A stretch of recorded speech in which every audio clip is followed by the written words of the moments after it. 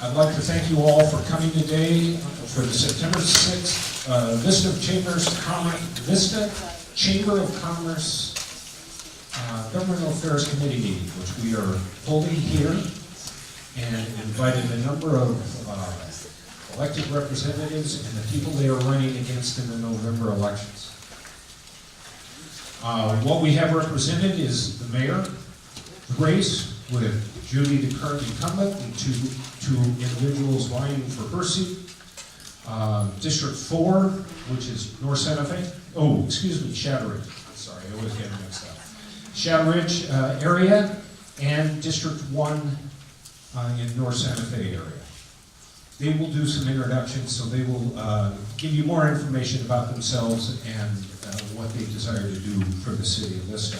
What I want to do now is let everyone know how we are going to run this meeting. We are going to start, and by the way, we did a lottery, and we are going to start, please forgive me, with Tazeen. Oh, I got Tazeen. She will go first, and we will run around the table, and as you can see, we have council members down here and council race here with the mayor in the middle. Keep that in mind as we go through. The next question will start with John Aguilera, and then on down the table. We're going to start with introductions. They'll have 2 minutes each. And we do have a timer in front who will notify them when they have 30 seconds left. And at 2 minutes, or at the end of that period, we'll move on to the next. The next section will be open-ended questions. We have set questions that we've come up with at the council. They will be asked those, and they will have a minute and a half each to answer those questions. This has become real popular. We're going to have yes/no questions. Just, do you favor this or not? And they have wonderful little... So we may not necessarily hear a long-winded answer as to why, but you'll know what they favor, what they don't favor. And then we have a section called Getting to Know You. You all have a pad of paper. We will be asking you questions in that section, and you're going to write down your answer. All I ask is if you could do it clearly and briefly, because not everybody can read your pad. I'm going to read it for them. Help me out. Okay. Then we're going to move into the section audience questions. We do have cards. If you would like to ask one of the individuals a question, write it down. We'll collect them. To save us from redundancy, we will do a certain amount of, these are all three the same question. We'll take one and we'll go with that. But please feel free to write down a question. We'll get to it as time will allow, and love to hear the answers from the incumbents and candidates. And then at the end, and they'll have 45 seconds to answer your question. And then we'll have closing statements at the end, once again 45 seconds each. And I will remind you, we will have a timer. And the final request I have, which Chris, working the camera and the audio, please hold your mic close. We don't want you to drop off, because it is being recorded. Are we good? Ready, go. Oh, I gotta do this. And this was District 1, right? 4. God, see, I keep getting it backwards. District 4, 1, 4. Dang. I have a mental block. Nice! Tazeen is on. Please do us the pleasure of leading off in an introduction about yourself and your race. Good afternoon, ladies and gentlemen. My name is Tazeen. I'd like to thank the Vista Chamber of Commerce for organizing this event and having us all here, giving us an opportunity to meet our community members. I'm running for Vista City Council District 4.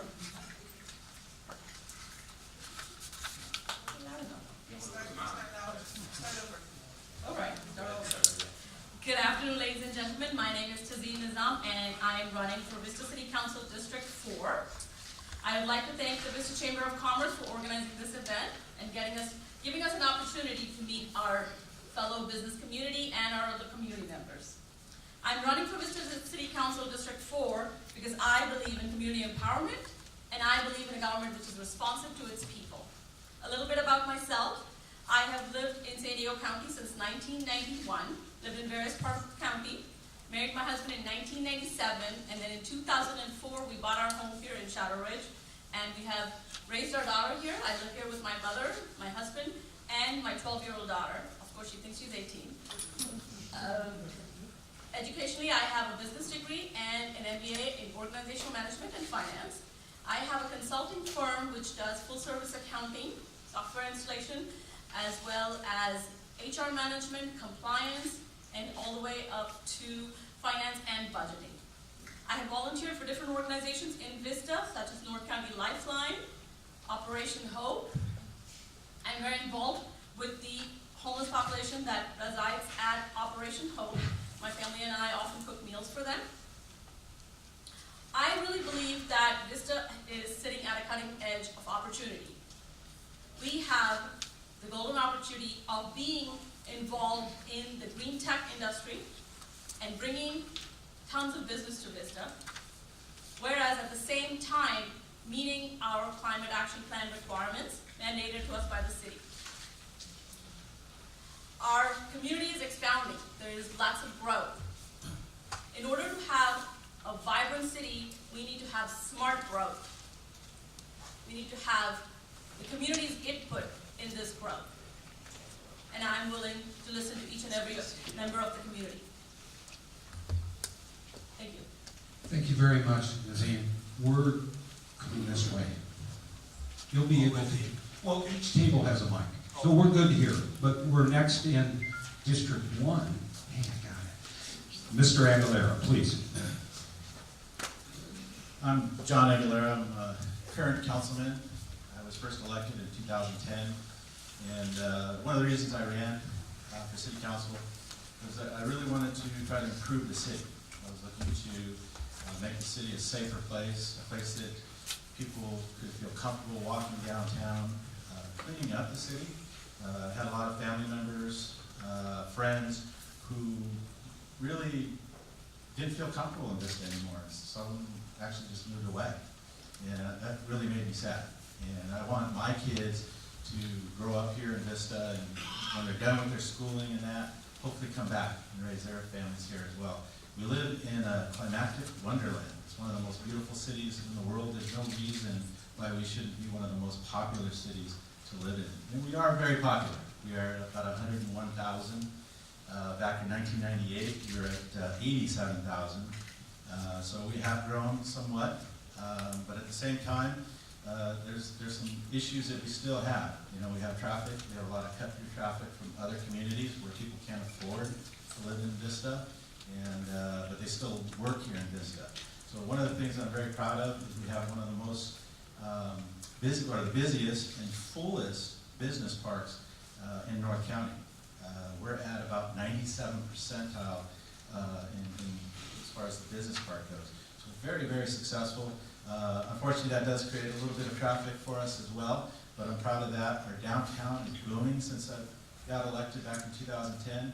We've got some really popular restaurants and breweries, and people feel comfortable. If you look at downtown, you come downtown on the weekends, you'll see people walking around, enjoying themselves, and you know, again, feeling safe and comfortable in Vista.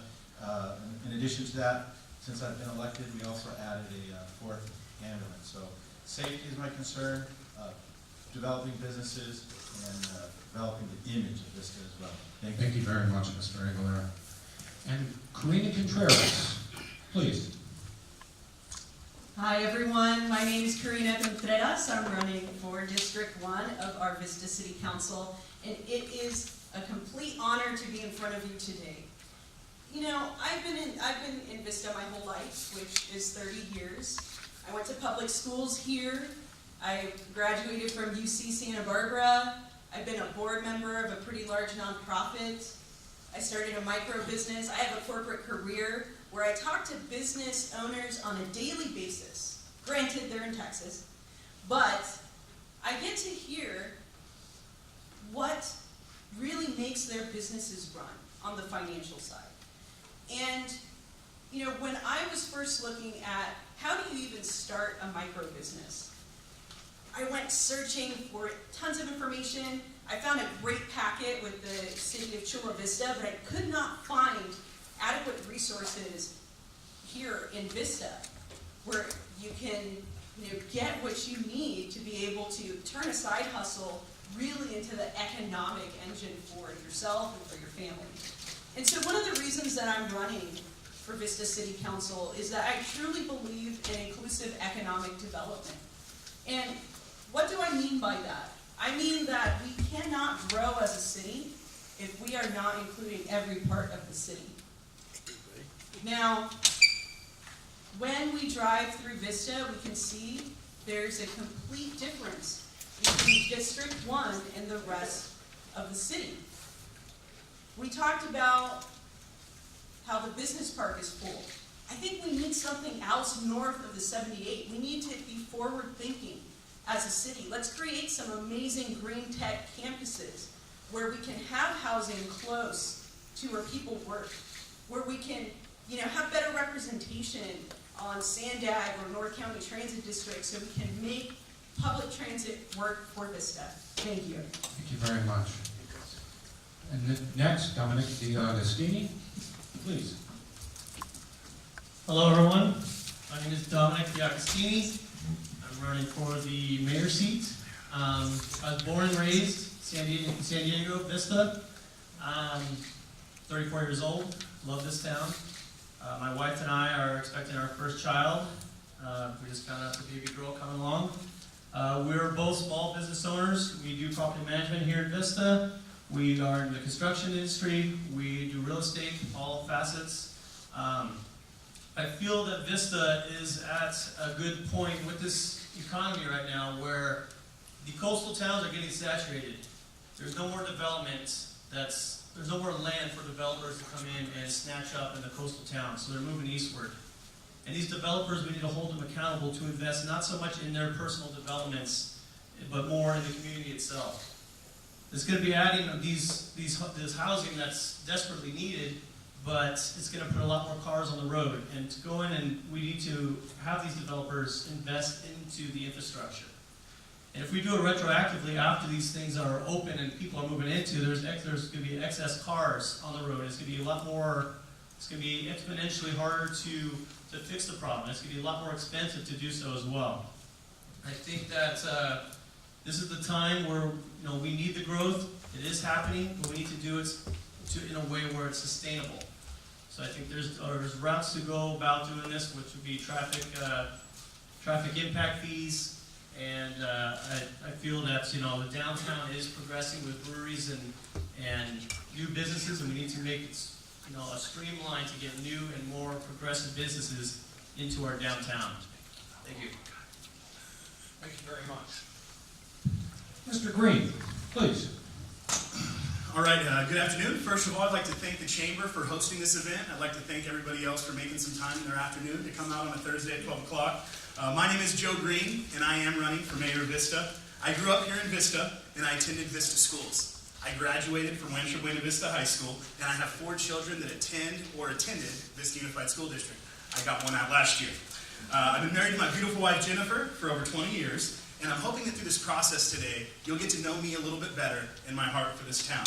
I started my service in this community at my church, North Coast Church, where I still serve today, and I moved into the PTA sector.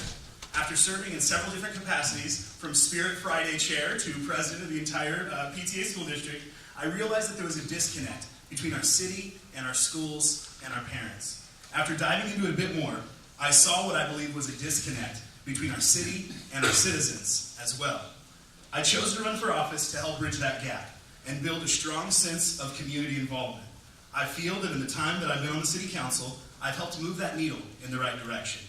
I want to continue to work hard to be inclusive of all of our citizens and make sure that everyone knows that all of their opinions matter.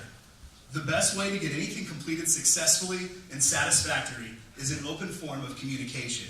Communication is the very lifeblood of any relationship, and I feel like our relationship with the community of Vista should be a very good one. The job of mayor, you'll see my skill set is in building houses. It's not running spreadsheets or performing surgery.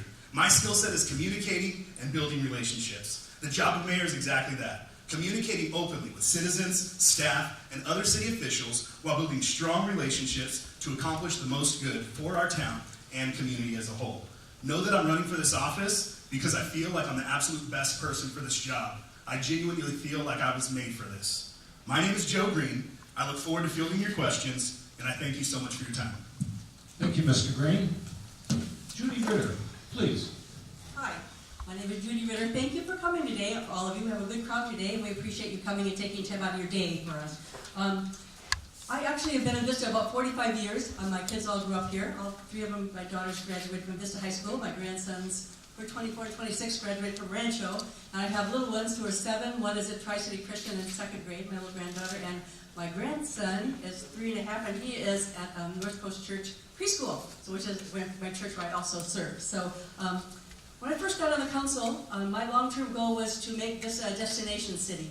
And so, you know, if we were a sleepy little town and people actually, you know, there wasn't much going on here. It was kind of a bedroom community, and so I wanted to have things happen and make it a city where people wanted to come into town. And I also wanted it to be a family place, and I wanted, when the kids graduated from high school, I wanted them to have jobs here and come back, go to college, come back here and work here. And that's kind of what I've been working toward all the time I've been on the council. I have a lot of experience in business. I have a business background. I worked for General Motors for about 10 years before I moved out here. I was in the fitness industry for 25 years. I also owned an international music business, shipping business, and promotional product business for 25 years. I owned a fitness club, Courthouse Fitness Club, and I also have been a realtor for the last 15 years, but in the last few years I've been kind of doing it part-time because the mayor job has been so busy at this time. So I think that we've kind of made a lot of strides toward becoming a destination city. You can look at Paseo Santa Fe, phase 1, it turned out really good. Phase 2 is underway, and my time is almost up. And so we're into phase 3, but there's a lot going on in our city, and I'm really proud of where we've come from in our downtown with our new restaurants and our new microbreweries and our new parking lot, and what's future to come. And so I'm looking forward to continuing the progress of our city. Thank you, Judy. Mr. Franklin. Well, thank you very much. I also want to thank the members of the chamber who put this together today, and all of you who took the time to attend. My name is John Franklin. I'm the councilman from District 4. I ran for the city council 4 years ago because I was looking at our city budget, and after years of being in deficit, I thought we could do better on a fiscal basis. And so I decided to run, and I want to see, and I'm proud to tell you that the last 4 years we've had a balanced budget. We eliminated the structural deficit, and as I've observed what's happened, 4 years ago, I used to make meetings to have lunch with somebody, and we'd scratch our head and wonder where we could have a meal in Vista. There was the barbecue place, but there weren't that many places you could go sit down and have a business meal. And that's really something that we've tried to attack, and I think today, 4 years later, there's no question, economically this city is in a place that it was not 4 years ago, and the direction that we're headed as a city is night and day different. The way that people talk around our county about the direction of our city, Vista is a turnaround story, and it's a success story, and I personally want to continue that success. My priorities going forward for the next 4 years, first, traffic. Traffic is the thing that we've heard more from the people of Vista than anything else, and I'm very proud that we just approved the traffic signal interconnect in South Vista. For the first time, our traffic signals are going to be smart. They're going to talk to one another. We're going to be able to better and more efficiently time them, and we're going to be able to observe in real time what's happening at our intersections so that we can make on-the-fly adjustments. As far as public safety goes, we did bring back the 4th ambulance. We've increased and hired the firefighters to staff that, and I'm very proud that at our very next city council meeting, we'll be discussing one of my initiatives to increase the number of sheriff's deputies in Vista. And I want to continue to do that to increase public safety. My last priority is elimination of blight and improving the beauty of our city. I want Vista to be a beautiful place that when we get off the highway, we see green, beautiful things, and we feel great civic pride. And so eliminating blight and building parks, big priority for me. Thank you. Thank you, Mr. Franklin. It's Ms. Owen. She started. I wanted to hear from you again. Okay. That was awkward. Okay. We're going to start with questions now that the chamber has come up with. And going around, since we started with Nazim. We're starting with Mr. Aguilera. And at least the first question will be tailored to either you're an incumbent or you're vying for a position as a council member or mayor. So, Mr. Aguilera, how long have you been in office? What have you accomplished during your time in office? And you, by the way, have a minute and a half. Wow, okay. So I was elected in 2010. Some of the things I've already kind of gone through that have been accomplished by our council. We've had various people in council during that time period. But Vista's crime rate is at a 20-year low. It's something I'm very, very proud of, and part of one of the reasons I wanted to run. Our sidewalk improvements. I grew up on the north side of Vista, and I remember as a child walking down the middle of the streets because there were no sidewalks. So we're working on building more sidewalks in the north side of Vista. It's a very old neighborhood. Graffiti removal. That's probably one of my biggest things. And we've gone ahead and designed an app. We didn't design it, but we purchased an app that was designed for us called Access Vista. Many of you probably have that. Just take a picture of the graffiti, and it goes directly to the city. The location is already identified. Makes it very easy for people to report code enforcement issues. And we added 2 new skate parks. Parks are a big thing.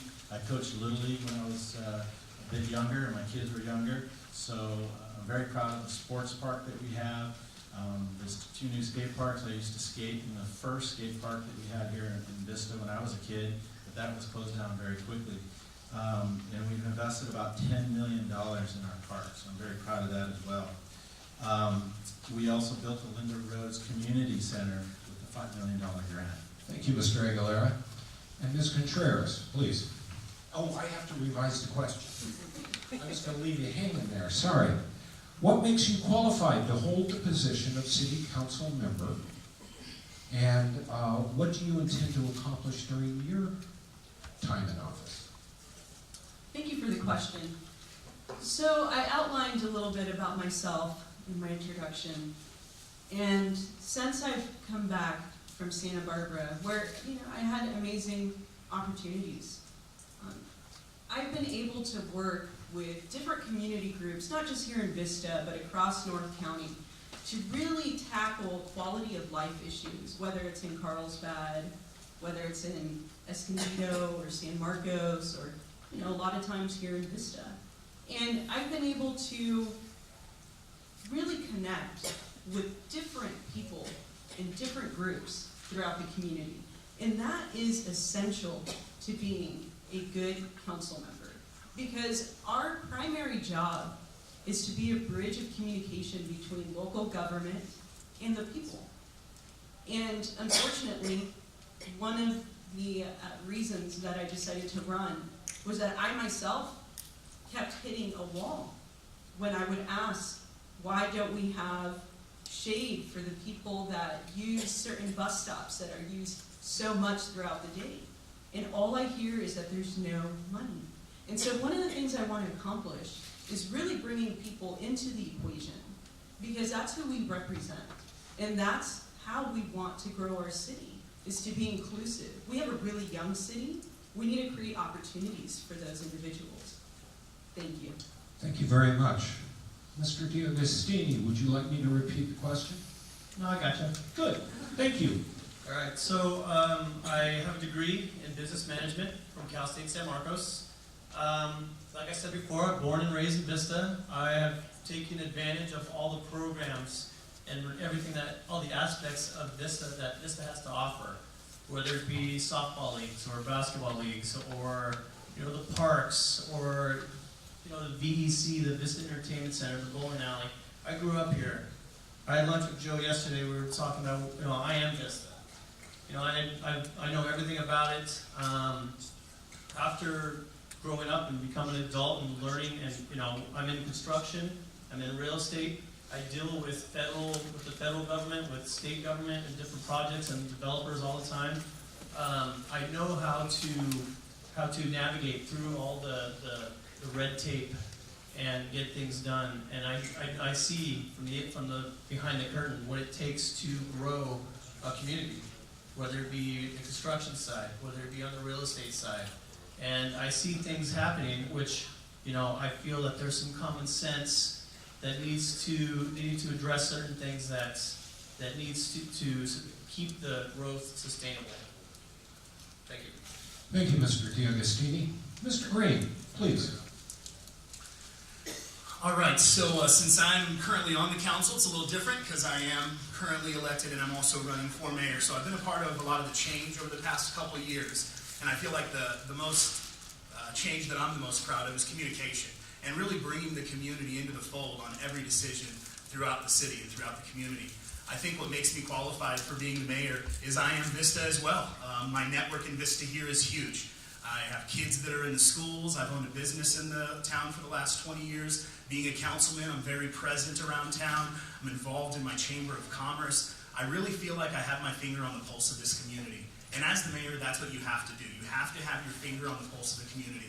I'm not going to have all of the answers. I definitely don't know everything. But I have a very wise community, and I have very good friends in this community that are business owners and property owners and different elected officials and just different people throughout our community, stakeholders in our community that really make a difference, that really believe in Vista, that really care about Vista. And as your mayor, it's going to be my job to collaborate with all of those stakeholders to make sure that the decisions I make for Vista are the decisions that are going to benefit Vista. I'm the guy that you want at the table bringing things home for our city. If there's money on the table, I'm getting it. It's our job to make Vista the best that it can be, and I'm the guy that's going to make that happen. Thank you for your time. Mr. Green? Judy, would you What was the question again? ask it again? How long have you been in office? What have you accomplished during your time in office? Okay, so I've been in office a long time. I actually served several terms on the city council before I became the mayor, which got me to know regionally how everything works. I've served on, I can't tell you how many committees, hundreds of committees all through those years, so that I would get the education and be consistent with the mayor job. Once Morris Vance, our other mayor, left, it was a seamless way to get into the job because I knew the city and I knew what was going on in the city and I knew what was going on in the county. So, but the things that I've accomplished under my time, I'll just kind of list them because there's a lot of them. We did a new general plan. The Kokorian Center was not there. It was an old bond center. We did new fire stations, Moonlight Amphitheater, did a new Sparks Park. We did graffiti removal, that's a thing we started under me. Access Vista, we do early design review with all, you know, if you have, they're putting a project into Vista, we do early design review so that you can come in and tell them your ideas before they put money into the project. We put in skate parks, the new skate parks, the new Palo Vista Park, Paseo Santa Fe Phase 1, working on Phase 2, working our way into Phase 3, so that all of South Santa Fe will be redone, which is a high crime area. Our crime is at the lowest it's been in, I think, 40 years, you know, very low. We do the Linda Road Center, which has programs that we share with the school district. We do share programs there for the city. We have city council, our meetings, we changed from in the afternoon until the evening at 5:30 so that more people could attend those meetings. We still kind of get the same amount of people. We don't get a lot, it just depends on the subject of the night, what we get at our meetings. So, and there's my red flag. Thank you so much, Judy. John, you're up. Thanks.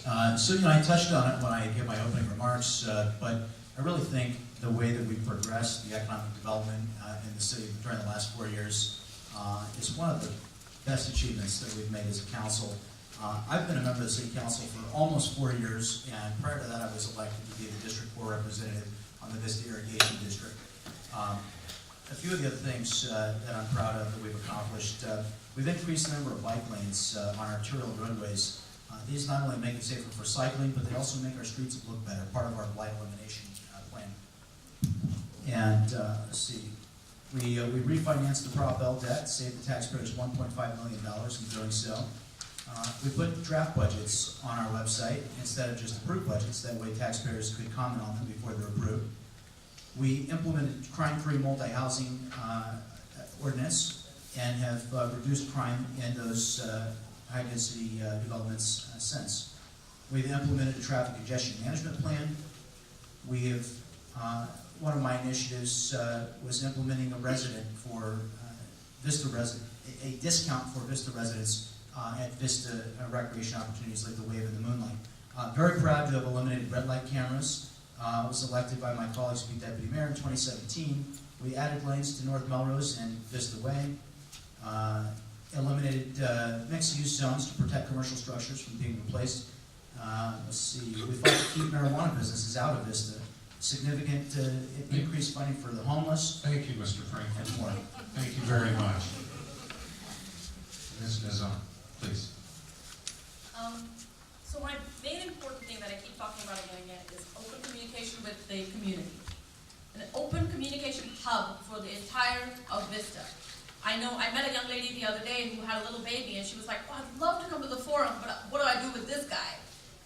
I'd like an open communication hub for all of Vistans to feel like they have a voice and they have some input. One more thing that I always talk about is the live, work, play model. A model which incorporates Vista into a transitional, easy transit zone and bring back vibrance to our city with new restaurants, more artwork, more art walks, and events in Vista where every resident of Vista is interested in coming and joining parts of Vista. I know the City Council has done a lot of work in that arena, but we need to do more. We need to open our Vista downtown to the rest of the community. We need to ask the rest of Vista what it takes for them to come to downtown, spend their dollars in downtown Vista instead of going to other cities. So we all can move toward a vibrant Vista if we do a multi-pronged approach with all our businesses, our art projects, our communication hub being open to all of Vista, and work towards inclusive economic development and vibrance of Vista. Thank you very much. And that concludes the first question. You started. Okay, the second question. A repetitive topic at the Chamber of Commerce is housing. It's on every discussion. So, Ms. Contreras, we will start with you. Share your thoughts on housing developments, both single-family and multifamily, being proposed and built in the city of Vista. Please. Well, it's no secret, we definitely need more housing. We can't continue to build out east. It's just 24/7 fire season. We can't extend our resources more. So we all know that Vista has to become more dense. That's a given. But are we in a position right now where our infrastructure can actually handle the density that's needed? And I would say no, because I start work at about 6:30 in the morning and I work in Escondido, and there's already a line queuing up to get to the freeway when I'm on Santa Fe. So we need to address the structural issues in Vista. And we also have to take a look at affordability. We have an affordability crisis. We talk a lot about parking and how it's an issue. But if we have an affordability crisis, you have multiple people living in a residence that is not made for that many people. And so just more parking structures, wider lanes is not going to address that affordability crisis. So I have mentioned before having a future where we can implement some amazing campuses that have green tech. Well, we also need workforce housing. We need affordable housing for a workforce here in Vista. Because right now, a lot of people that live here, they can't work in Vista. I've always had to have a job somewhere else. And we would rather grow our city with having proper infrastructure, density where transit is, and really bringing the people into the conversation, continuing the open communication that's needed prior to moving big projects forward. Thank you. Thank you very much. Mr. D'Agostini, if anyone wants me to repeat questions, please just raise your hand. Being in real estate and construction, we talk about this topic a lot. If you're going to build a single-family residence in Vista or really North County at all, it doesn't make financially it doesn't make sense to build just one home. You can't build one home for under $1 million. It can't be done with all the fees and plan checks, all the fees associated with that to build it. That's why you see all these developers coming in and building, large developments as, we need these houses. So the developers are coming in, they need it. But we need to be able to streamline the building process for the single-family homes as well. Also, Vista has the leverage right now where these developers have to move eastward from the coastal cities.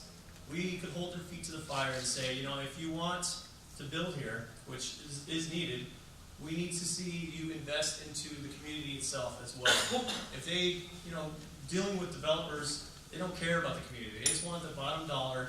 They look at, just trying to build their development, get it in and out as fast as possible. It's all about timing and bonuses that they make. If they could get it done by opening the model by a certain date, so they don't care about the community. Once it's in, they're out.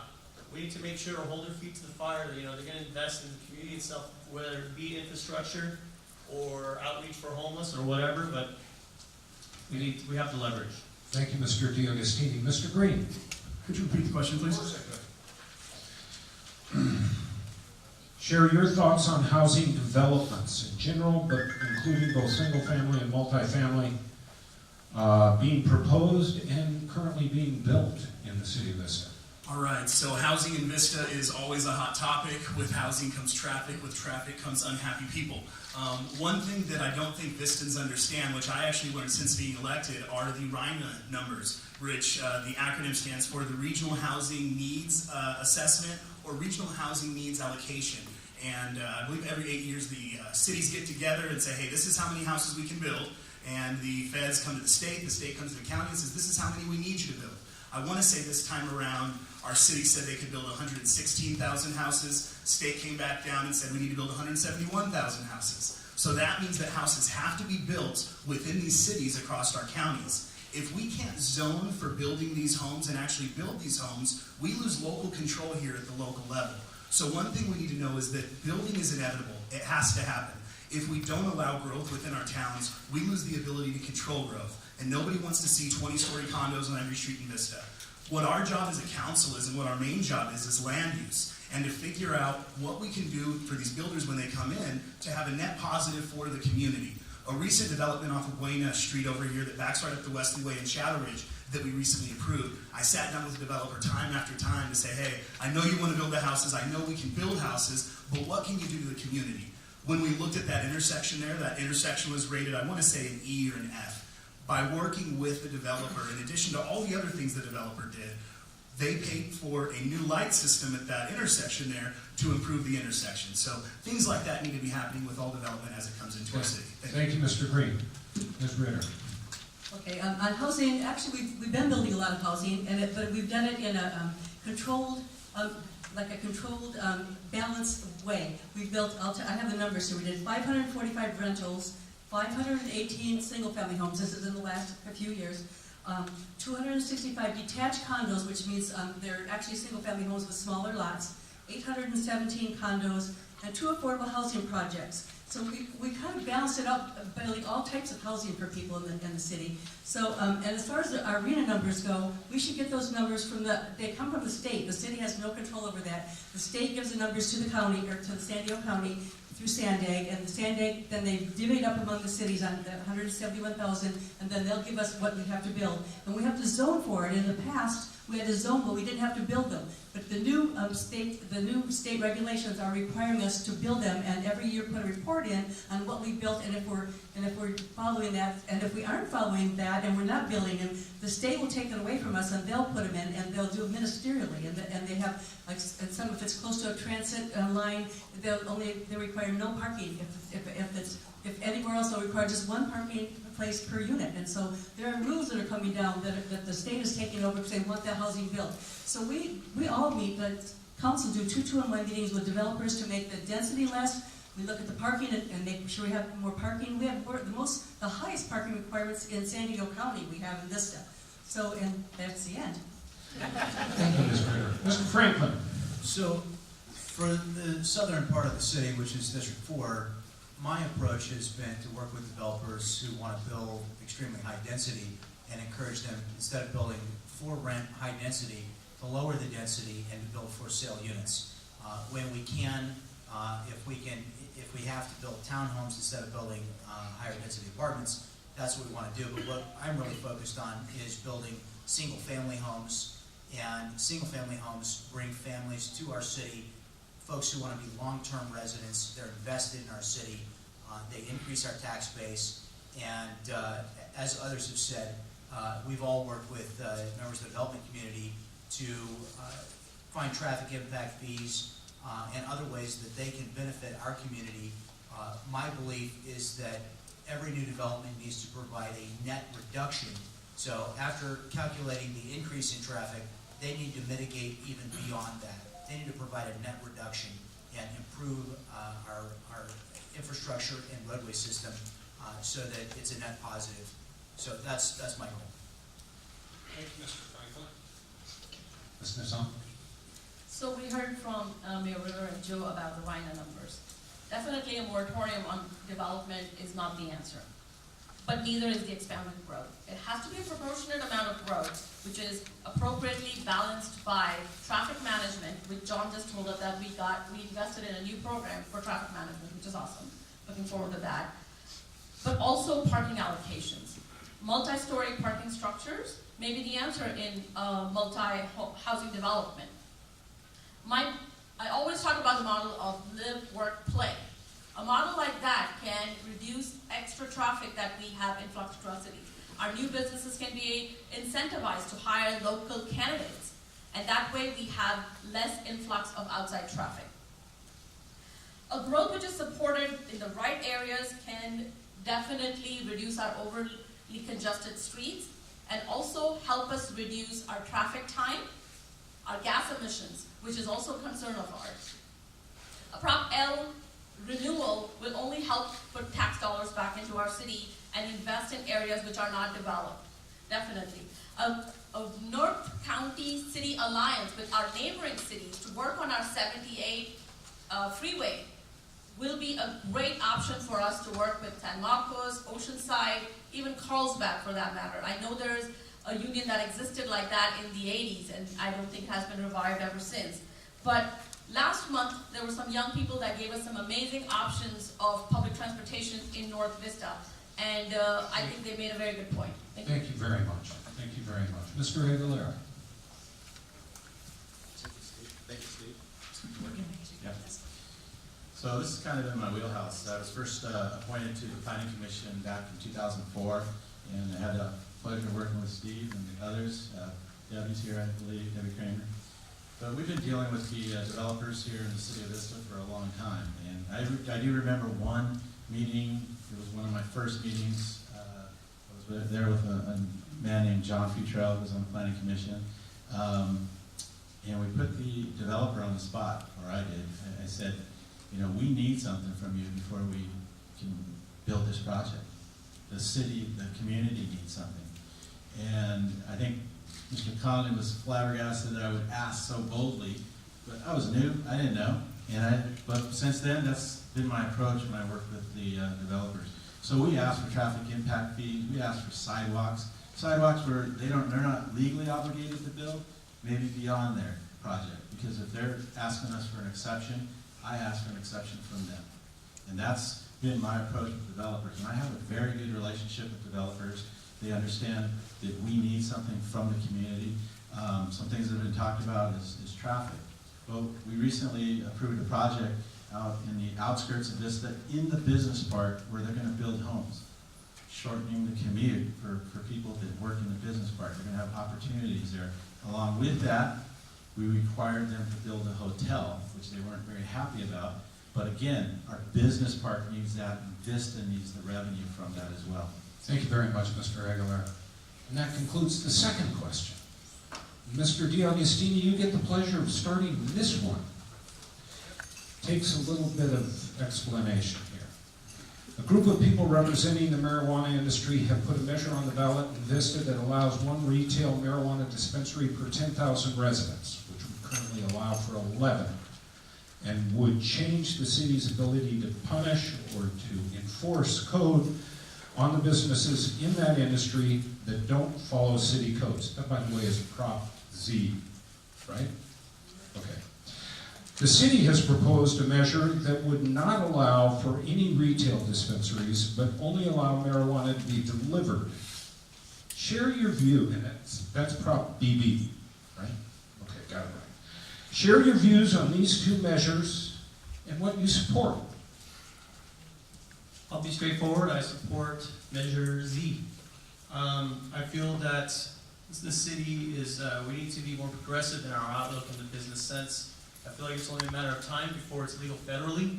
And if we're on the cutting edge of this, if we don't have these dispensaries in before that, it's going to send that money elsewhere. It's going to go to San Marcos, Oceanside, Escondido. 11, it sounds like too many, but it's going to be little by little. If you're going to put 3 dispensaries out and the market still demands another one, put another one. So I feel that 11 straight off the bat is a lot. I don't think that's the way it'll go. If you put how many Starbucks or car washes in and they're still making money, put another one. But I know it's up to 11. I'm in support of the measure. If you do the measure BB, I feel that once it becomes legal, or if it does, I feel we'll be behind the 8 ball on that, and we're going to be missing out on a lot of future dollars to come down the pipeline. So that's my take on it. Pretty much I support Z, free market, to get up to the 11 allowable. Thank you, Mr. DiGustini. Mr. Green. All right, marijuana initiatives, minute 30 seconds, go. I'm currently a supporter of Regulation Z, and the reason is because it is the only storefront option on the ballot. We spent $35,000 of taxpayers' money to find out what they wanted within our city. Overwhelmingly, they wanted storefront dispensaries. I feel like the alternative option that my council has come up with isn't even an option really that they support. It's just an option that they had to put on the ballot to have an alternative. I don't think that the delivery-only option will suffice the need within Vista. As far as 11 goes, 11 does sound like a scary number. Know that there's only 9 Starbucks within the city of Vista, all right? If there were, if there's only 9 Starbucks operating, I don't think more people smoke marijuana than drink coffee. I could be wrong, but I don't think so. We are going to let the market dictate itself. The other thing is we are still a city with regulations. We are still a city with code enforcement. We are still a city with law. In the event these establishments bring negativity to our community, we're going to correct it. But what we don't want to do is miss out on this revenue. We talk about how we can build our economy. Medical marijuana and marijuana in general is going to be legal in the future. It's already legal, recreational, citizens voted on it. Why shouldn't we as a city take advantage of that money? We can hire more deputies. We can hire park service officers. We'll have more money for infrastructure. We'll have more money to do the lights on the north side of town as soon as possible. This is something we can do as Vista. Why are they here? I don't know why they came to Vista. But I'll tell you what, as Vista, we should take advantage of the revenue and take care of our people. Thank you, Mr. Green. Ms. Ritter, please. I totally disagree on this. Ask yourself this: why are none of the surrounding cities, Carlsbad, Oceanside, San Marcos, or Escondido, allowing storefront dispensaries? Why are they not allowing them? We actually were targeted, and not by mom and pops, but by big-time marijuana people, to put this Proposition Z on the ballot. It was done by someone in Palm Springs. They calls there and nobody answers the phone. It was also done by someone that put $70,000 into a pack. So you're going to see some mailings coming up. They have $70,000 that's in a pack that's put on by somebody up in Malibu. So why are these people putting money into Vista? Why are they targeted Vista? And the storefronts are targeted at kids. I've been in there when they've closed them. There's edibles, there's pot tarts and gummy bears and cookies and all the things that it's geared toward the kids. I worry about the kids, and the kids in the schools are smoking when the teachers turn their back. They're smoking little vaping pipes that have marijuana in them because it doesn't smell. I mean, it's really a problem, and it's also a problem with drivers. And so I would say vote no on Z. I don't want 11 dispensaries. There's actually empty buildings where we've closed them down, and they're waiting for Prop Z to pass so they can open those marijuana dispensaries again. So I'm absolutely against that. The state is combining actually medical marijuana with recreational because they think that they aren't getting the money that they thought they would get. The state isn't, and so they want the money. The big money isn't there. The cities that have dispensaries, things, the big money is not there, so we're not doing that. And also, Proposition Z doesn't let us write any violations. Thank you, Ms. Ritter. Mr. Franklin. Here's all I need to know. Before we get started, no clapping, please. We just need to hear the rhythm. Thanks, Cliff. We gotta keep this rolling. Go ahead, Mr. Franklin. The only thing you need to know about Measure Z is that it takes all violations of the marijuana land use law and makes them infractions. You know what an infraction is? That's the penalty that we fine people for speeding or jaywalking. Now, if you make $50,000 cash a week, and the city shows up and says, hey, you open next to a church or a school, you can't do that. If you're making $50,000 cash a week, what do you say to the city employee? Write me a fine for every day for the rest of the week. I'll see you next week. Okay? Measure Z will eliminate completely our ability to regulate where marijuana stores and businesses are located. They have already opened next door in District 4 to people's homes. They opened next door to a woman's home who is in her 80s. Her home was burglarized twice in the week that they were in business. I'm proud that we shut them down in 11 days. I will not stand for marijuana stores in my neighborhood. And I know that my neighbors will reelect me because of that. And I know that my neighbors do not want marijuana stores in their neighborhood. Thank you, Mr. Franklin. Ms. Nizam? So I have to say that everyone deserves a chance for safe access to medical care. I believe in integrative medicine, and that's the reason I believe in medical cannabis. As far as Proposition Z, if we have controlled, safe, and regulated access to medical cannabis, I absolutely support it. I support medical dispensaries, which can be safe and regulated by our law enforcement. The city survey that, as Joe and Ms. Ritter mentioned, the people of Vista polled at 70% to wanting dispensaries. And I want to listen to the people of Vista. The state of California has a regulation. Definitely safe and regulated cannabis can be a great source of income for the city of Vista. Income in terms of dollars which we can invest in the rest of the city, in programs that are waiting to be funded. So I support Prop C at the moment. Thank you very much. Mr. Aguilera? Yeah, so I manage money for a living, for a business. But I'm going to tell you, money's not everything. Not at the expense of our children. I've been inside some of these closed down dispensaries, and they're definitely marketing to our children, just like the cigarette companies marketed to our children years ago. And if I'm wrong on this, and as far as on the money side of it, I'm okay. I know this has been on the wrong side of some decisions in the past. We had the opportunity to have the mall here. We had the opportunity to have the car lots, car country. I think those were bad decisions. I'll admit that. That was before my time, though. But I think if we're wrong on this, I'm okay.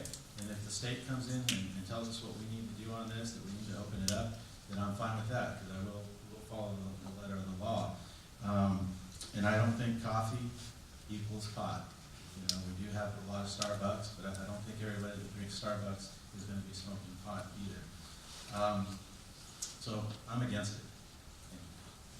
Thank you, Mr. Aguilera. Ms. Contreras? So I just don't understand why we would even spend $35,000 trying to pull Vistans. That's a waste of money if we're just going to always say no. And I've been to too many council meetings where enough people show up wanting something, and people, they're not happy because the council says no. And it's not like you need to bend to the will of every single, decision that comes to you that people are telling you, yes, we want this. But when it comes to having regulation and a regulatory framework that allows us to have some inputs, some tax money coming in, then at that point we can better leverage our sheriff's department, our resources that we have in the city to close down the shops that shouldn't be where they're at. I do have a concern of these shops, propping up next to neighborhoods. And we've spent over $1 million closing them down, but we are getting nothing in return, and they're still continuing to show up. So we need to start thinking forward as a city. This is coming to Vista for a reason. It's because Vista has the potential to really have a green business. Not even just green tech, but we have agriculture surrounding us. Let's talk about industrial hemp and cannabis, but let's keep it in a regulatory framework. Thank you. Thank you very much. And that is the end of question 3. Question 4, which we'll start with you, Mr. Green. Homelessness is a growing problem in our community. What should the city's role be in helping to address this problem? I think the city's role should be pretty much what the city is right now, is walking alongside the different businesses within our town that specialize in this. We have Operation Hope, we have Solutions for Change, North County Lifeline. There's a lot of organizations within our city that know what to do with our local homeless. Additionally, within our city, I believe that we're allocating some funds for an internal task force or position to see what we can do to allocate some of our funds towards homelessness. One of the areas that I think is a recurring problem here in Vista, I call the Creek Dweller area, down there by the old Rosati's where the Raising Canes is. And I really feel like the housing, although it wasn't a big hit when it came in, that apartment complex over by Fraser Farms, that's going to help to ignite that corner, and that's going to help with the homelessness problem down there. And that creek actually is going to be an area that our community can, again, enjoy. I think that our sheriff's department is doing a great job combating homelessness. I know they have a homeless task force that goes around and works strictly on the homeless problem within the city. So what we really need to do is just keep working on it. The thing about Vista you need to realize is we have more services within our city than any other city in the county. And it's kind of a blessing and a curse because we have a heart for the homeless. We want to help, but it also does attract. With having our jail here, it also attracts, when people get out of jail, they have nowhere to go. So we perhaps set up some type of busing system to bus them back so that they don't have to stay here in Vista when they get out. There's a lot of ideas that we have that we can work together, but bottom line is we need to collaborate with our community, the boots on the ground that are actually doing it, and make sure that we're listening to them and making change that's going to be effective. Thank you, Mr. Green. Ms. Ritter. Actually, I agree with what you said. So our city is looking at doing it. We're actually looking at putting another deputy on our police, our sheriff force, and asking some of the cops deputies to walk the parks, at different times to see. But our city is not the only one that's dealing with this. All of the cities are dealing with this right now. There's an increase in homeless for whatever reason. And there's different types of homeless. There's some that actually need help and want help, that you can help, that will go in the service agencies. But then there's some that actually like living outdoors and want to stay there. And I know a lot of them right now in Vista are displaced because we've been building on some of the places where they used to go. And so they're kind of displaced and they're kind of moving around and they haven't found their place that they want to be. But it really is a challenge. And some of them are mentally ill. And the state has closed all the doors and of the places where they could go and get meds and things like that. So it's hard. It really is a challenge. So our city's working on it. We're actually hiring somebody on our staff that to help put together a plan. In years past, we had one that said real change, not spare change. I know people sometimes give them money, which makes people feel good inside, but it really isn't. It's not helping. It's not helping them by doing that. So anyway, it is a problem, and we're working with the sheriffs and changing it. Thank you, Ms. Ritter. Mr. Franklin. There really are two different groups of folks that are homeless. There are the folks who are homeless and very much want to be rehoused. We have some wonderful programs like Solutions for Change and Operation Hope and others that really welcome the folks that want to be rehoused, and we've invested a lot in those programs. And then there are the folks who, because they're addicted primarily to heroin or methamphetamine, in rare instances because of severe mental illness, they have made a choice. And I'm proud to tell you I'm the only member of the council that's gone with the sheriff's deputies into the homeless. Me and the mayor have. But I've been down there, and because I wanted to understand, I want to know what questions do we ask, and I wanted to hear the responses for myself. It's kind of hard to believe that there are people that actually don't want to be rehoused and don't want to take advantage of the services that are there. But this is the truth, they don't.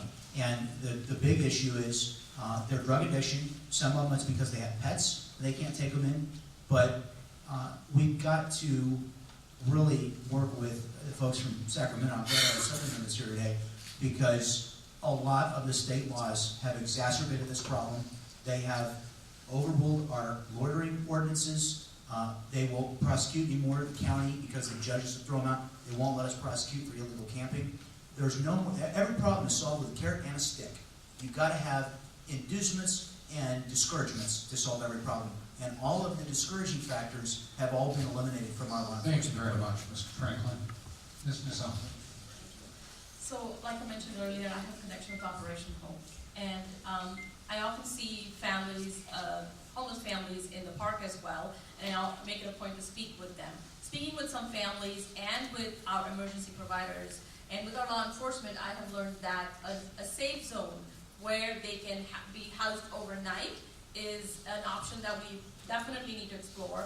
A place where they can be provided services such as health services and housing services if we wanted to offer to them.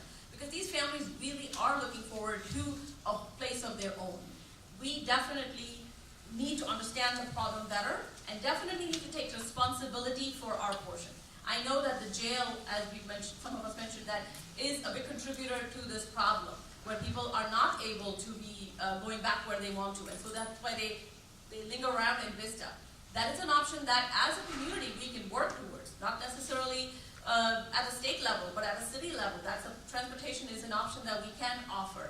Another option that we don't think about is the mental health aspect. A lot of these folks need mental health services. Working with our state mental health services can better give us an opportunity of bringing those resources to the victims that are on our streets, people who are affected by these. The other day, I was faced with a young man at the Strader Brothers who asked me to buy him a knife. I asked him if he wanted a meal. I took him inside and I bought him a meal, but by the time I could follow him outside, he made a mad dash and he was gone. Thank you. I want to find him and help him. Thank you very much, Ms. Casal. Mr. Aguilera. Yes, thank you. Yeah, this is it's a hard topic to talk about. You know, I mean, this is a national issue, state issue. I mean, this is something that's happening not just in Vista, but Carlsbad, Oceanside, throughout the state. So this is not going to solve that problem, but we can definitely help those that want to be helped. I recently, actually it was 2 years ago, walked into Solutions for Change. I saw someone that I went to school with that was in Solutions for Change. It was kind of an embarrassing situation for both of us. But I knew that was a good person and was trying to help himself and his family.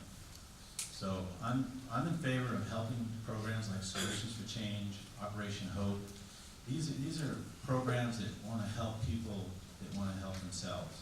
And the city has given money to these organizations. I have personally given money to these organizations because I believe in helping others help themselves and get better. You know, for the others that don't want to be helped, there's nothing we can really do other than, you know, try to clean up the parks, make it safe for our children and our families that are in the parks, and we're looking into that by trying to hire an extra sheriff. We're having that debate right now, whether it's sheriff's best or rangers are best. But these are the decisions that have to be made in those cases. There's not much we can do for those individuals. Thank you. Thank you, Mr. Aguilera. Ms. Contreras. Homelessness is a regional issue. It means that we need strong leadership in various cities so we can come together and strategize for solutions.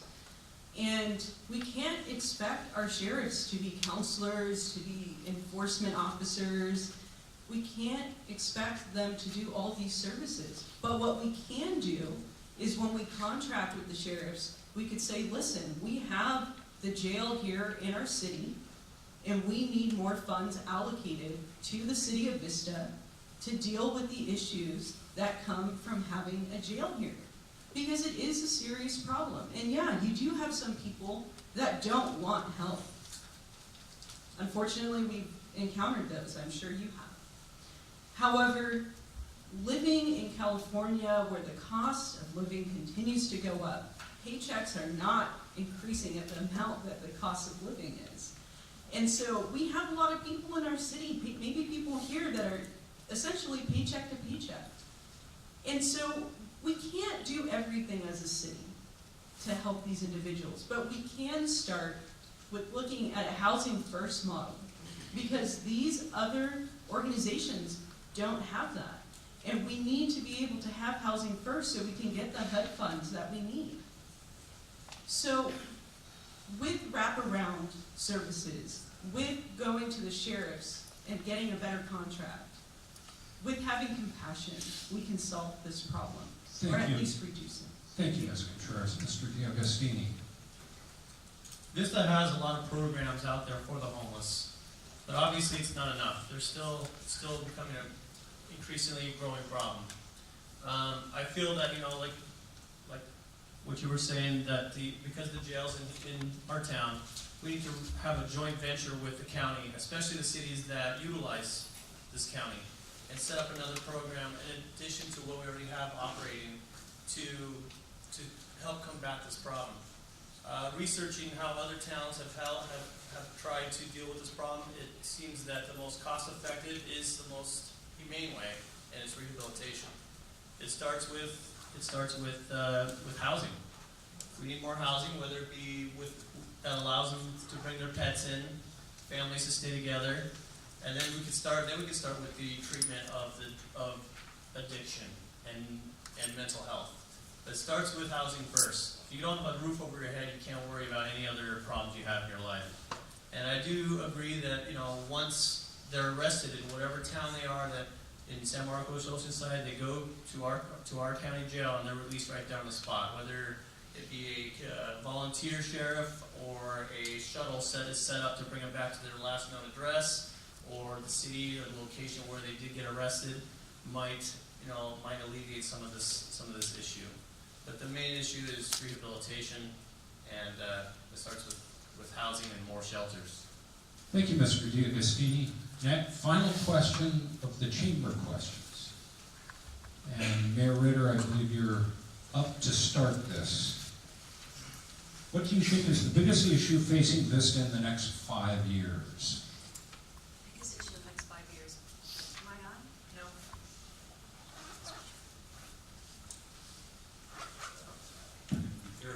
There you go. Now? Yes. Okay. Biggest issue facing this in the next 5 years. Actually, there are several, I think. And one is the marijuana issue. If it passes, that's going to be a huge issue in our town. I think traffic is a big issue, and a lot of our traffic is cut through traffic, and so we're trying to move it through town as best we can. And now, actually, we have places where they can stop while they're going through town. But a lot of the cut-through traffic is coming from Murrieta and Temecula and that area. But we need to look at the 78 and figure out how to get the 78 so that it's, some money there to get it so we can, we have to have an EIR, and then we have to, get that moving so that the traffic can move through our area. So I think that's a big issue. I think housing is a big issue. We expect by 2050, which is not that long when you think about it, I probably won't be here, but we expect there 130,000 people to be in Vista, and that's a lot of people. So actually, I sit and work with the mayors of the 5 cities in Innovate 78 with Matt Holton, Carlsbad, Oceanside, San Marcos, and Escondido. We meet every 2 weeks and we talk about different issues, and how we can help each other, economic development, jobs, all of those things. And I think those are all big issues for the future. Thank you, Mayor. Mr. Franklin. Well, I think we've touched on all of the issues that are important to us today and are going to be important in 5 years. I also agree with the mayor. I think the marijuana issue has the potential to be a game changer for Vista. They went to Oceanside first. Oceanside threw them out, and they came to Vista because they thought that Vista, with a weaker tax base, wouldn't be able to fight as hard. We've fought as hard as we could to keep this industry from proliferating here. But with a weak ordinance, we will become the marijuana capital of North San Diego County. People from all over North San Diego County and South Orange County will come here to buy marijuana, and that's not the culture I want to live in the center of. I think the best measure of whether or not the folks here who are asking you to reelect them is always, are we better off now than we were 4 years ago? There's no question that the city of Vista is in a better place than it was 4 years ago. We're more transparent, we're more economically successful. Things are going the right way here, and I think we need to keep going that direction. Traffic, public safety, elimination of blight, a clean community where our property values continue to rise. Those are my priorities. Mr. Franklin, thank you. Ms. Nissan. So, one of the most important things in the city of Vista is our budding downtown. I believe that the reinvestment in our downtown should be at the top of our priority, because that is going to be a source of vibrance, revenue, and make our city a destination city. We definitely need to work on that plan. increasing our art programs and things like that. And the second part of that is the housing and development issue. A controlled system development, a collaborative effort with our cities to get funding for our 78 expansion. Having growth proportionate to our infrastructure development is very important. These all things will bring life back to Vista, influx dollars back in Vista. Like I mentioned before, the live, work, play plan. If we can reduce our traffic influx in Vista, whereas get our unemployment rate low and bring our community interest up. Bring people to Vista that are going to work in Vista, that are going to play in Vista, invest the dollars back in Vista. That's most important. Secondly, we put together a climate action plan in 2012, but unfortunately we haven't moved forward much in it. Last month, I know that a presentation was done with a lot of options, and I know that the City Council talked about investing back in planting some more trees or some other, how did he put it, investigative measures into the city. I believe that it is time to act on it now. Thank you very much, Ms. Nissan. Mr. Aguilera. Read the question again. Of course. What do you think is the biggest issue facing Vista in the next 5 years? So not my district, just Vista. Vista. Thank you. Good distinction. Yes. Well, there's a lot of things. We've gone through many of those things today. One thing that wasn't mentioned that I think is very important, won't get too in depth with it, but the calculators. This is something that faces our entire, a problem cities throughout the entire state are facing. CalPERS is increasing the amount of money that we have to add to meet our obligation for our employees' retirement. And one of the reasons that people always ask about why we don't have our own police department. Well, it's very expensive, and you have these obligations long-term with the retirement system. And as time has gone on, CalPERS has been lowering the interest rate that they're using to adjust what we have to put in. Therefore, we're putting in a lot more money. But we're doing a lot better off than Oceanside and Escondido because we don't have our own police department. So that's one of the probably the big things as far as financially that's important to the city of Vista. 78, traffic. Everybody hates the traffic that goes through our city. Everybody hates sitting on the 78. And been working with Sandag. One of the hardest things that we're doing right now is fighting with the South Bay, who overrules us many times, trying to get funding for the Highway 78 and the expansion there. We're at a 3.5% employment rate, or unemployment rate here in the city of Vista. We're at the lowest we've ever been, but all those people want to come and work, and they got to get here through the 70. Thank you, Mr. Aguilera. Ms. Contreras. We have not discussed all the issues that are important to us, because there's one thing that we have not discussed at all, and I know it is super important, and that's that our median age here in Vista is 33. We have a very young population. So we can talk about the folks on the end of the spectrum that are retiring, but what about our youth that's going to be moving through their lives and looking for economic opportunity? You know, between the area of East Vista Way and North Santa Fe, 66% of adults do not have a high school diploma. Is that the city's fault? No.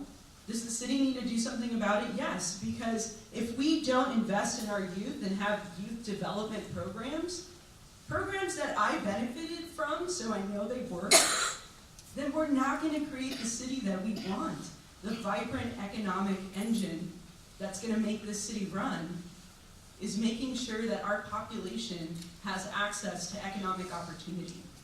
And so we can talk about kids when we're discussing cannabis, but then everybody forgets about them when we talk about everything else.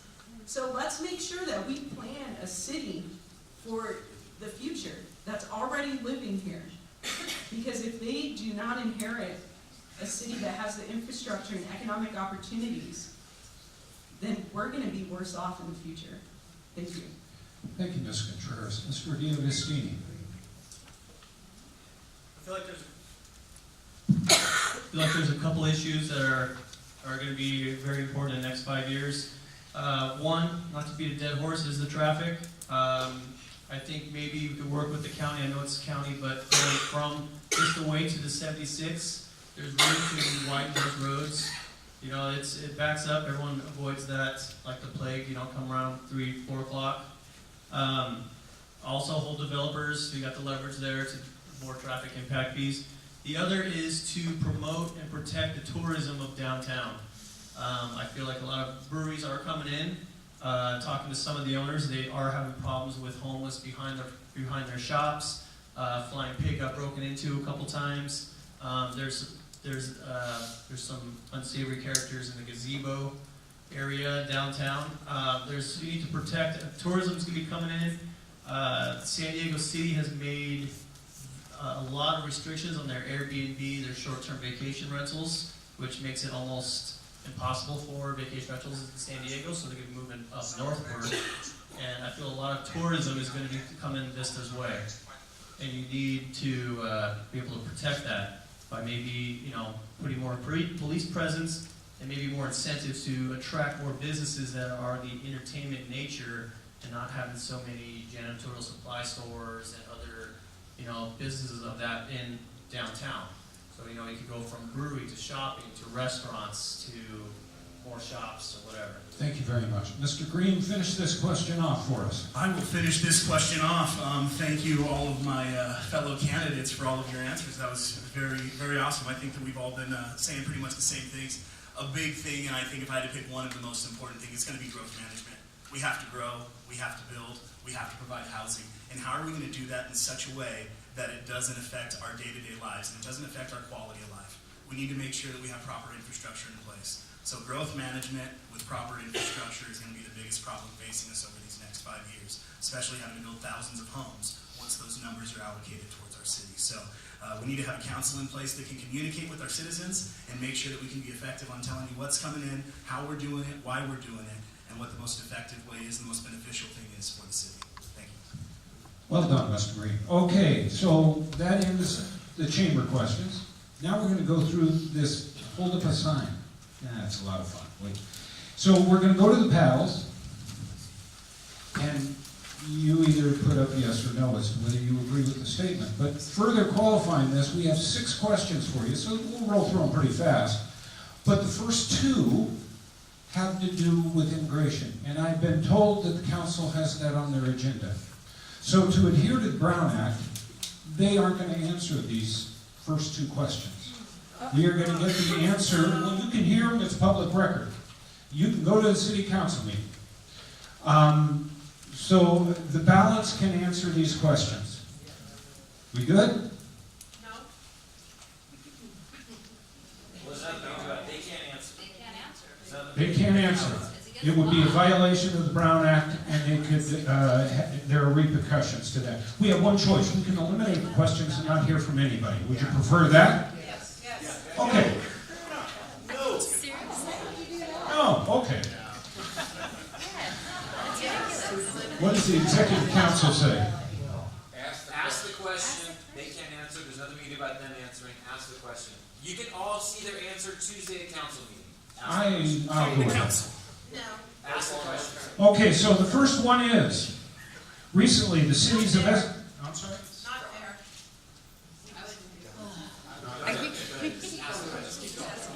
Recently, the cities of Escondido and Carlsbad and the county of San Diego voted to join the federal government's lawsuit against the state of California for its new law declaring California a sanctuary for immigrants without legal residency in the country.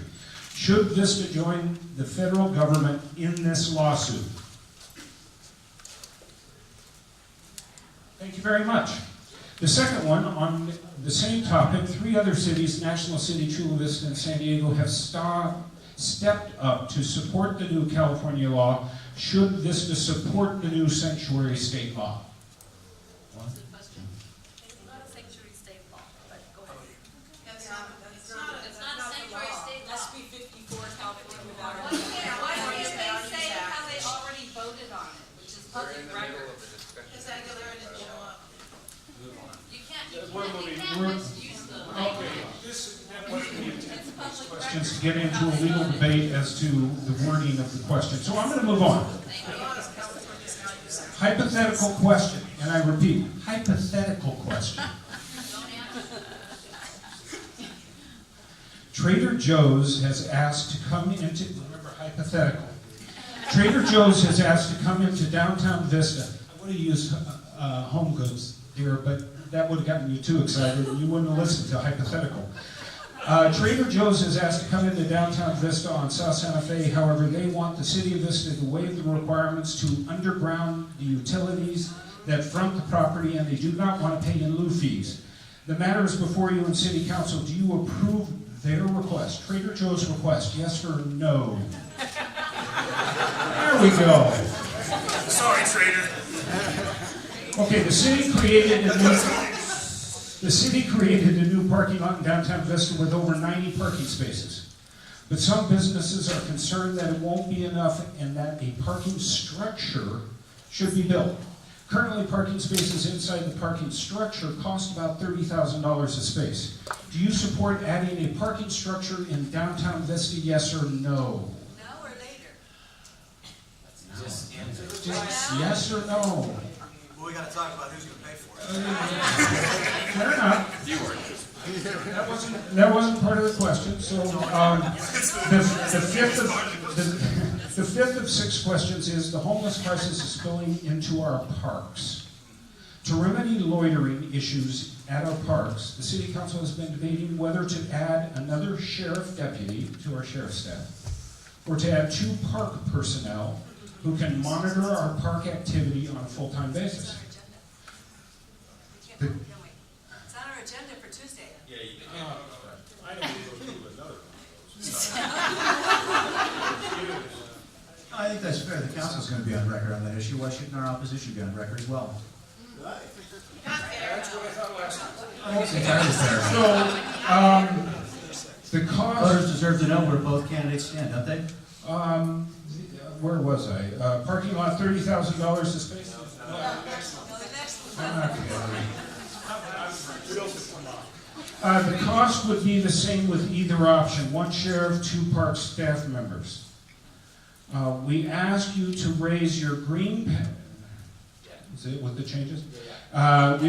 We will ask you to raise your green paddle for the option you support. Note, a new sheriff deputy would not be earmarked just for homelessness, and the 2 park staff members would not have any legal authority. They are, for the lack of a better term, rangers. So you're going to hold up your green paddle for which one of these you would back. First, if you would favor adding a sheriff's deputy, raise your green paddle. Okay. Now, if you favor 2 park employees, raise your green paddle. Okay. Thank you all very much. One last with the paddles, and then we'll dump that part of this. Should Vista have more dog parks? Yes or no? There you go.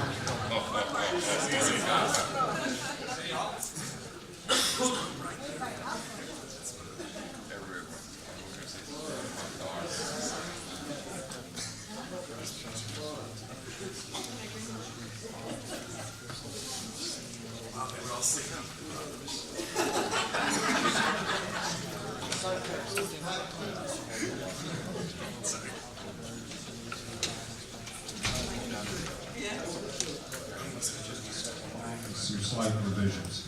And where do we turn in our cards for questions?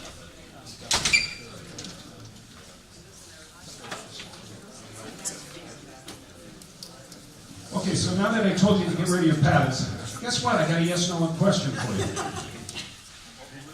What is your position, or do you favor community choice energy or not? Yes or no? Can't say that we don't have any information on it yet. There's a lot.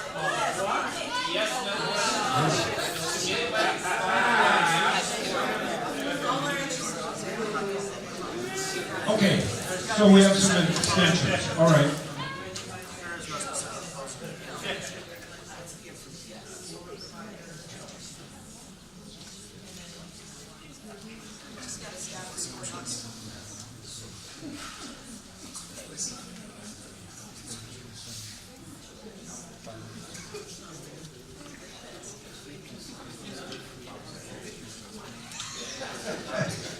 Here's the challenge of the day. So you all have 45 seconds to answer this question. And let me remind myself. We are starting with Mr. Franklin. Wait till you get this one. 45 seconds, remember? What is the best way to ensure economic equality?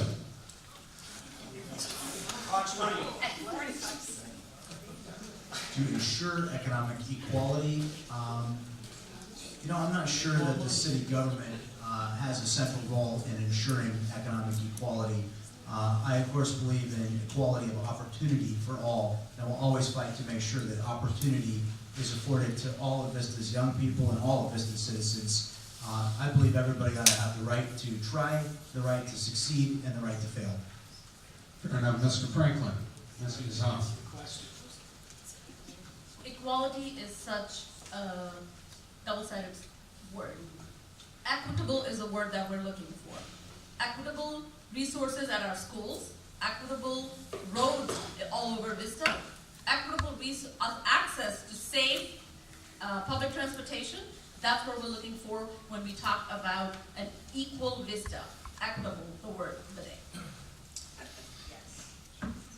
Mr. Aguilera, please. I also believe in equal opportunity, and I just don't think it's the city's role to make sure that every citizen is equal economically. I just think we're there to ensure that the laws are followed and it's a fair opportunity for businesses and employees of those businesses to thrive.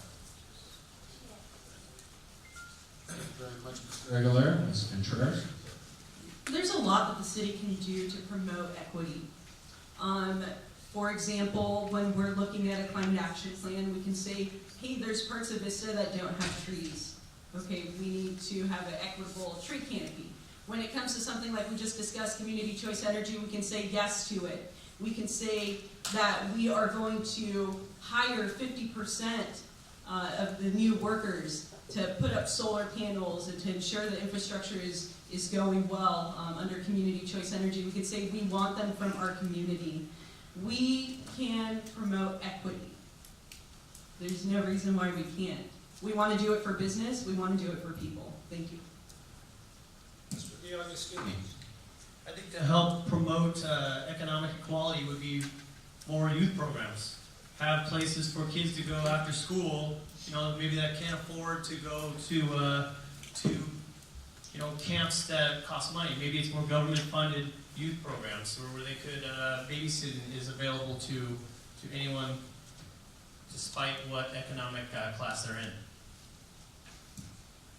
Thank you very much. Mr. Green.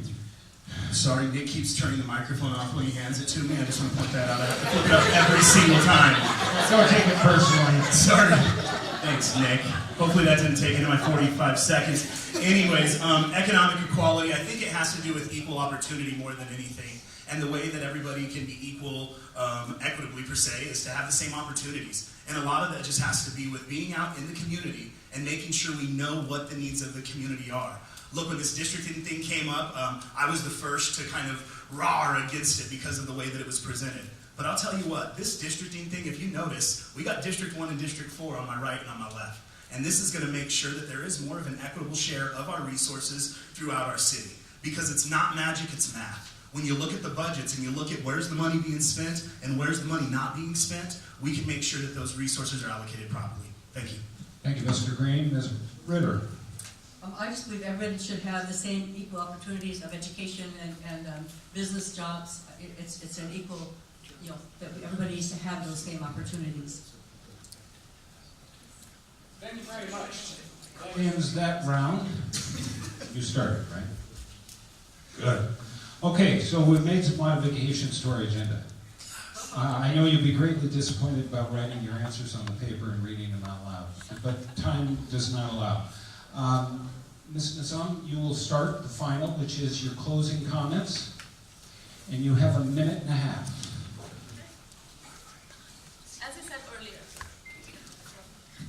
As I said earlier, I believe in transparency and inclusivity at city government.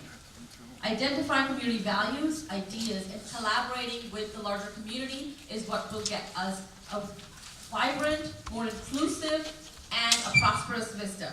I truly believe our government should work for us, not against us. I'm a resident just like most of you. I want the same things for Vista just like all of you. And honestly, the strength of the community lies in the empowerment of its people. Empowering our community, including them in input and decision making, is what will make the community value its input, feel a sense of ownership, and definitely give us the Vista we all want. Thank you very much. Mr. Aguilera, minute and a half. So, like I said earlier, I'm interested in improving our city's image, how it's looked at, not only by others, but the people that live in Vista. And I want a walkable downtown. I want people to be safe downtown. I want it to be a destination city. I don't want people to drive through Vista. I want them to drive to Vista. And in addition to that, I'm looking at improving the communication we have with the sheriff, sheriff and the community and the city. Roads, sidewalks, these are the things when I walk around that I hear. I want my sidewalk fixed. I want my road fixed. These are the things that are important. And I think these are the things that we need to be focusing on as a council.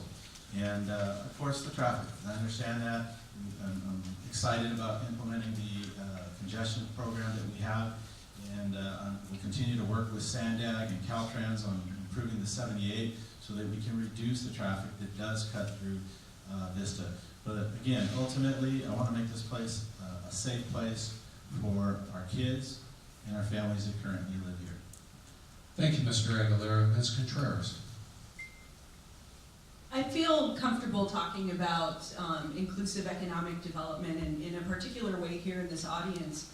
If you look at the city of Vista, we have a diverse portfolio, and every district has certain assets, and some districts have underdeveloped assets.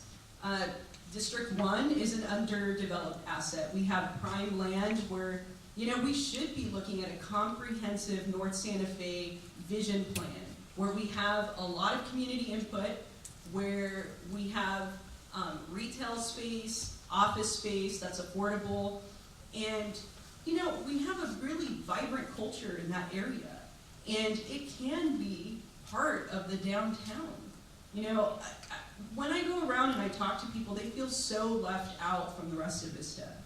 And if we are going to have our economic engine at full throttle, then we need to make sure we include every single part of Vista, and that we include the voices necessary to really plan a city that's for the future. We spend too much money on graffiti abatement when we can be spending more money on preventative stuff like art, like more murals. We can have a creative economy in this 18 square mile city, and we can be a green jewel of the 78. There's no reason why we can't have a more walkable, bikeable, livable community. I should be able to hop on my bike and get to downtown in 15 minutes, but it's too dangerous right now, so I'm looking forward to making that change. Thank you, Ms. Contreras. Mr. Giustini. My main focus is and will be three things that are heavily intertwined, which will be the traffic, the homeless population, and promoting tourism. This will ultimately promote sustainable growth to our community. We need to have the foresight to address these problems now, because it will be more expensive and much more difficult to combat them after a substantial population increase. I know housing is necessary, growth is necessary, and we need to do it in a way that is sustainable. So those will be my three main focal points if elected. Thank you very much. Mr. Green. Good job, Nick. All right, well, as a young kid growing up in Vista, literally walking through our sewers, I never would have imagined being in the position I am today. And actually, I rode my boogie board down to the sewer at Wildwood Park. Since then, they've changed it, so you can't do it. Don't do it, kids. Almost 2 years ago, I was elected as a city councilman. That time has been eye-opening, enlightening, and a learning experience. Prior to getting elected, I didn't realize all that came with running a city. Every other week, the issues change. Whether we're discussing parks, businesses, developments, traffic, medical marijuana, or budgets, the most important thing I can do as your councilman and as your future mayor is listen. One of my favorite sayings is that listening is the bridge that love travels on. And what that means is that I can't properly love until I properly listen. As your mayor, I promise to work hard and to always be available. I promise to listen, and I promise to love on this community and to work hard for this town, extremely hard, day to day in and day out, as if it were my own family. Regardless of the issues that come before me every second and fourth Tuesday of the month, you can rest assured that I've done my homework on the issues, I've listened to my community, and whatever decision I make is based off of what will be best for the city and the citizens of Vista. My name is Joe Green, and I need your vote to be the next mayor of Vista on November 6th, 2018. Thank you so much for your time. Thank you, Mr. Green. Ms. Ritter? Hi, I'm Judy Ritter. If you look at the past 10 years of the city and what we've done so far, I'm pretty proud of what's going on in our downtown and what's going on in our city. I think experience helps in this job. I think you have to at least be on the council more than a year and a half before you decide you're going to run for mayor. There's a lot to learn. There's a lot to learn on transit and all the different aspects that go with it. I think you need calm, steady leadership in times of controversy and controversial times. The image of the city is important. It took us a long time to get our image back. People used to look at the city and kind of say, oh, Vista, and they don't do that anymore. I think we have a new respect and a new image in our city, and I want to continue that. I want to continue to be a destination city. We're starting to do that, but I want to continue that, move that forward, and continue the Paseo Santa Fe. That's the thing that I'd like to continue, and so I appreciate having you vote in the fall. Thank you very much, Mr. Ritter. Mr. Franklin, close us out. So I know what you're thinking out there. Geez, there's just so much similarity between these candidates for all these offices. I can't decide what I'm going to vote for. Vista, you've got a stark decision to make about continuing the success, the economic vitality, the growth of our community, and about protecting the virtues of our community. When you go to the ballot box, you've got some big choices, but I think they're easy for all of us to get our minds around. My opponent said that she would favor an increase of a half-cent in sales tax. She said that here on the panel today. She said she would favor extending Prop L. Some cities have a 10.25% sales tax. I'm not in favor of raising taxes. I believe the government has to live within its means. There are an infinite number of good priorities, good things that we can do with your money, but there's no limit to them. But there has to be a limit somewhere, and that limit is how much your money we take out of your pocket. And I won't raise your taxes. I will never raise your taxes. I also don't support the deregulation entirely of marijuana. That's a terrible mistake for our community. I do not support the sanctuary state law, as my opponent does. And I do support hiring, and I have worked, and it will be one of my signature accomplishments, to increase the number of sheriff's deputies, making our community safe. I'm very proud of that. I'm also very proud, and it did get mentioned by one of my colleagues, so I'm going to get to read the fact, but I won't claim credit for it all by myself. We now have a 29% of our general fund expenditure reserve, the strongest we've had in decades. But I continue to focus on the things that affect our neighborhood: economic growth, blight elimination, increased public safety. And I'm always personally available to you. My cell phone number, 689. Okay. Thank you all very much. Now, for the Vista Chamber of Commerce and the Governmental Affairs Committee especially, thank you all for coming.